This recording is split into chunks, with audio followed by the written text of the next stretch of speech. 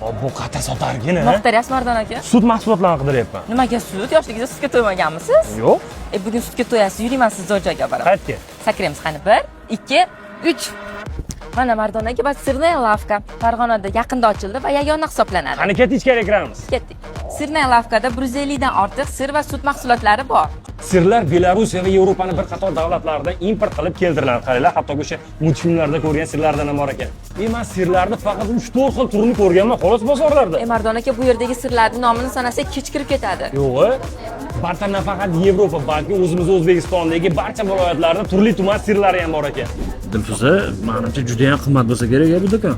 Mardon aka, boshqa joylarga qaraganda bu do'kon ancha arzon. Bularning tishkasi ham shunda.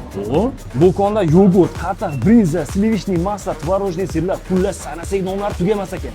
Bundan tashqari kolbasa, konserva va koferlarning turli xillari bor ekan. Xullas do'konga kelsalar, sut mahsulotlariga tegishli barcha narsani shu yerdan topasizlar. Mardon aka, men sizga nima degandim? Va nihoyat bugun sutga to'yar ekanman-da. Do'stlar, manzil Farg'ona shahar dehqon bozorining katta darvozasidan kirganda to'g'rida. Murojaat uchun quyidagi raqamlarga bog'laning.